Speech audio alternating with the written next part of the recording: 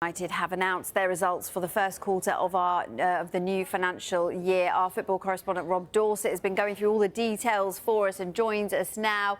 Rob, thanks for joining us. What exactly do these figures show then?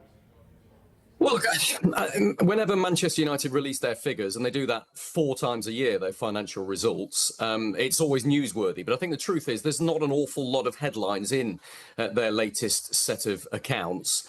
Well, let me tell you the headlines as I see them. Total revenues for the last 3 months, that's when we're talking about, from September to the middle of December. Total revenues down slightly from £143.1 million to 140.3. But despite that, this time last year, the club had made an operating loss of £7 million for the quarter. Well, they've turned that into a £13 million profit. That's a big swing. That's £20 million difference. That's a 13.5% increase in those profits. And so that's significant. Despite them not having so much revenue, they're making more money, and I'll get onto that in just a moment. If you look at the stats, commercial revenue is down, broadcasting revenue is down, matchday revenue is down because they haven't been playing European football this season. Total revenue down, as we say, from 140.3 from 143.1. But these are really very small reductions in the case of a club and a business the size of Manchester United. There's another complicated financial measure that it tells you the best way of assessing how the health of the business is, and it's called the adjusted EBITDA, which is the profit the club has made once you've taken out tax and depreciation and interest, etc. And that is £26.9 million for the quarter compared to 23.7.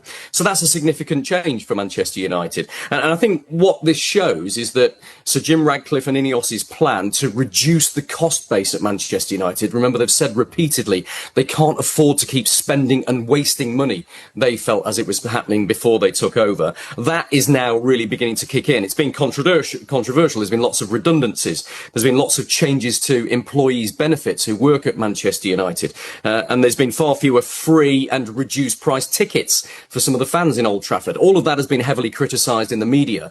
But I think Omar Barada, the chief executive, and Jim Ratcliffe would point to these figures and say, our plan is working. We're going to carry on doing exactly what we're doing now. And it's all, they believe, to improve the long-term financial health of the club.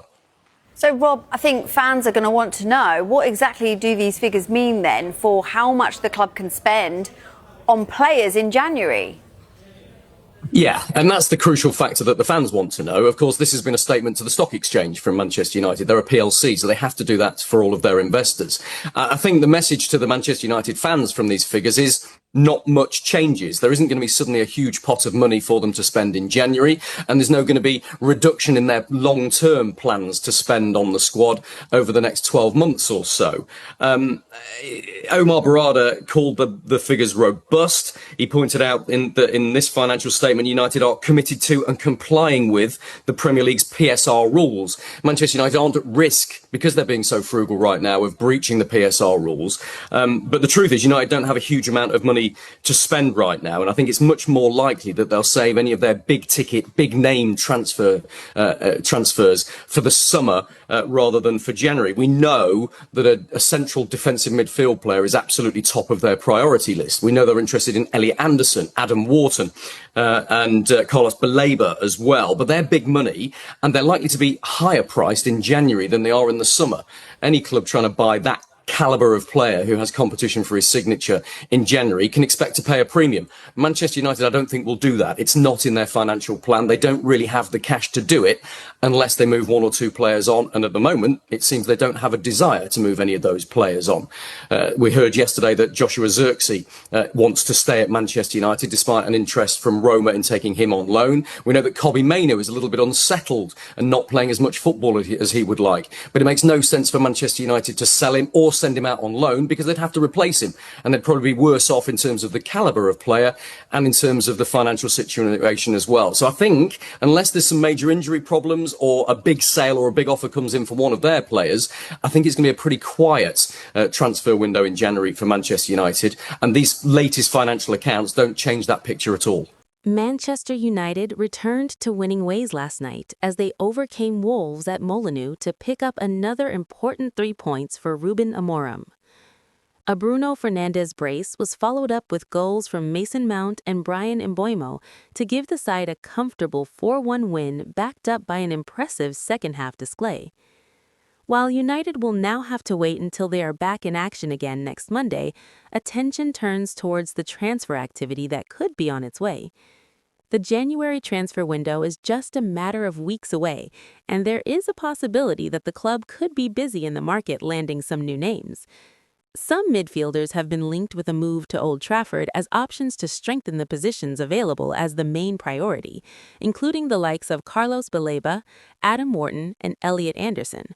There are a few other positions that could be looked at, as well as the possibility of some sales in the market over the next few weeks. Just in case you were busy watching Man United grab another important 3 points last night, then it's worth reminding you that the FA Cup third-round draw also took place. It's not the easiest of ties for Ruben Amorim, as United welcome Premier League rivals Brighton to Old Trafford next month. Benjamin Sesko's agent Elvis Basanovic has provided a positive update on the striker's injury situation following a knee issue he picked up against Tottenham. Speaking to Give Me Sport, he said, "Benjamin is feeling very well. His rehabilitation is progressing according to plan. It's hard to say precisely when he will return. That will be up to the medical staff and the manager, but I think we'll see him back on the pitch very soon."